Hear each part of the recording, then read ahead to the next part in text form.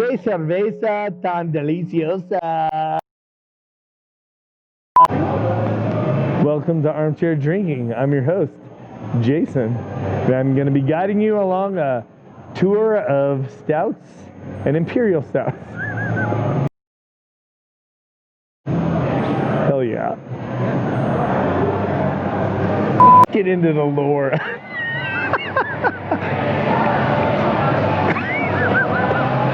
Let's get into the lore.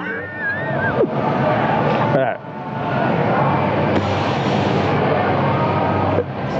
Let's get serious. Get serious, dude. Come on. Where's your life going right now? Is this where you want it to be? Let's get serious.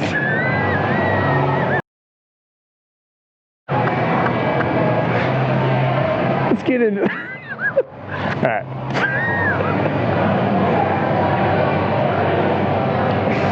Hello, darkness, my old friend. Our director's getting frustrated with me. You know, are you filming? I think the problem here is you shouldn't have had me drink any beer before we did this. Welcome to Armchair Drinking. I'm your host, Jason.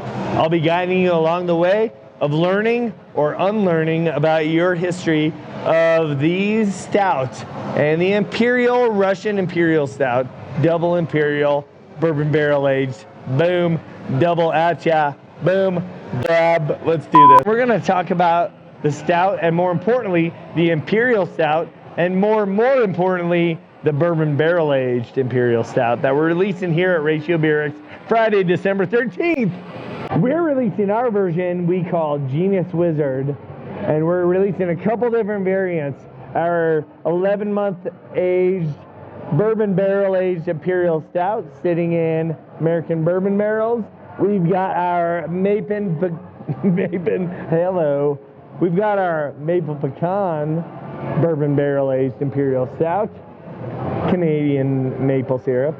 I don't know about that. A little shady. Coconut vanilla bourbon stout. Vanilla is hard to find. By the way, it's the one, it comes off an orchid. It's the only edible part of any orchid. Whoa, am I right or am I wrong? Wikipedia. And Novo Espresso, which I don't have a label for, but it's delicious, believe me. Believe me you. Believe me you. This is good. Who made this?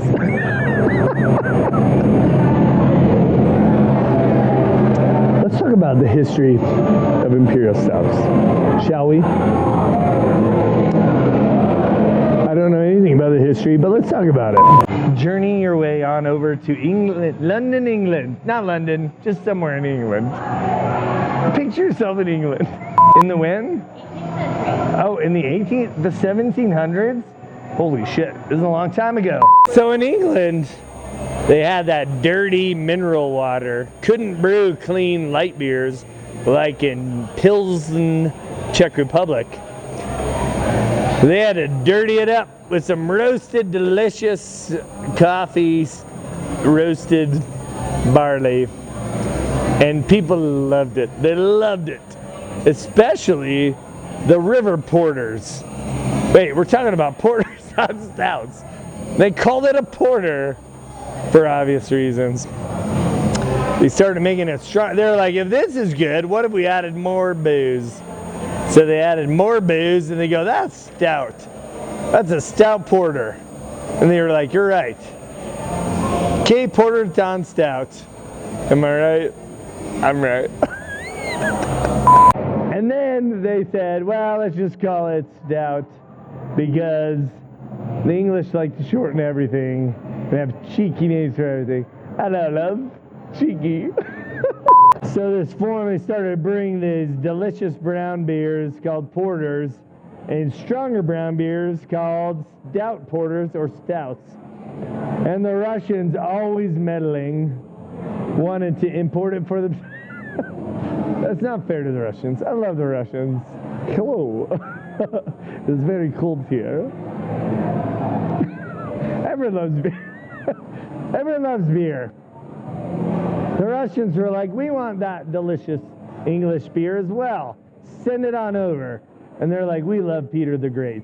Peter the Great, what a great guy. That's what they said. That's why they call him the Great. You got to be pretty great to get the Great after your name. Everyone's like, Peter the Great loved big imperial stouts. They had to make them alcoholic and strong to make the 1,500-mile journey. Might have been kilometers, you know, because it's England, Russia. It's kilometers. To get all the way there and not spoil and go too sour. But they realized they sent all this delicious beer to Peter the Great, and then they realized, wait, he died like 5 years ago. That story's not right at all. That's what happens with history. You can be off by 100 years and you completely miss someone's lifetime. That's what happened. Peter the Great was not drinking stouts because he was dead. Who was drinking stouts was Catherine the Great, who, while they shared the same the Great, were not actually related. At least I think so. Here's my impression of Catherine the Great. After having 2 stouts.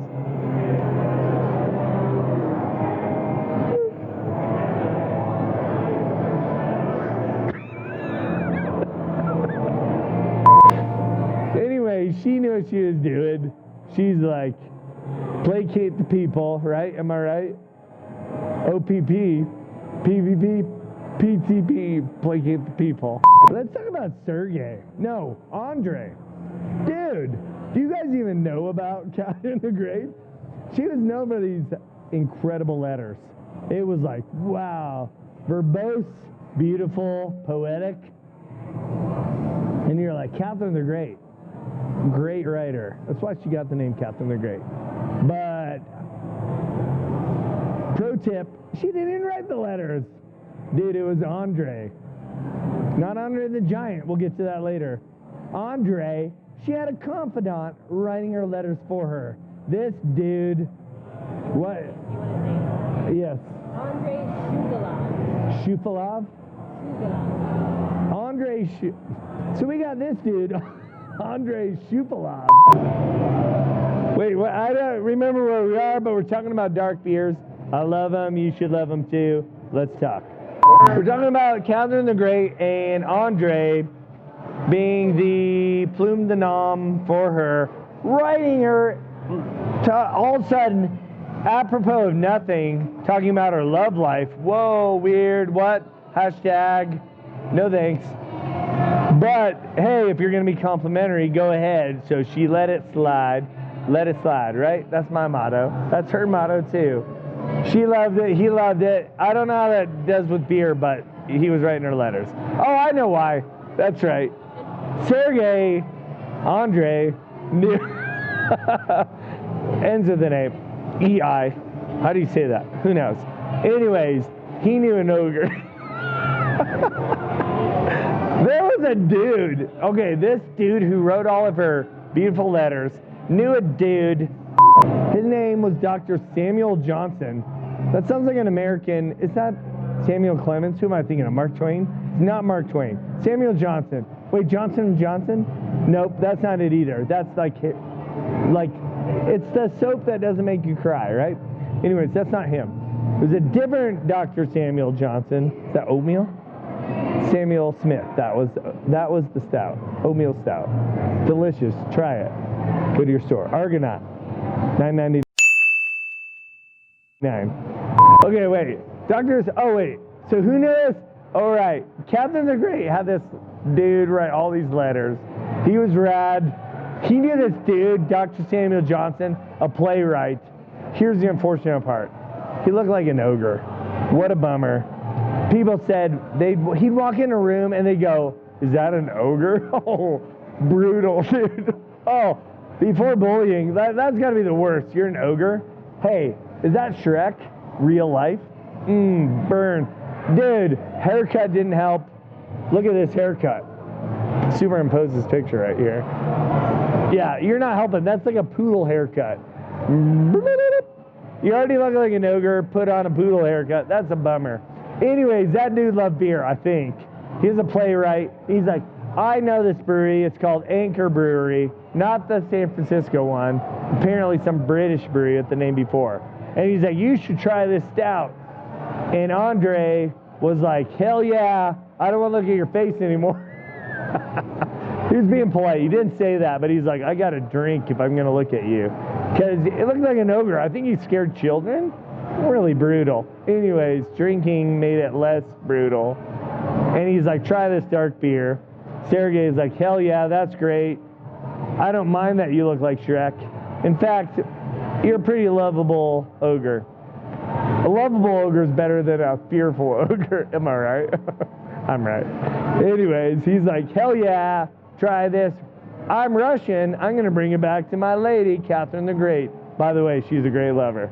Yeah, hell yeah. Lionel Richie, easy lover. Woo! The ogre knew the dude from Anchor Brewing who loved the dark beer, introduced it, sent it over. Catherine's like, I didn't even notice that he's an ogre anymore. This shit's delicious.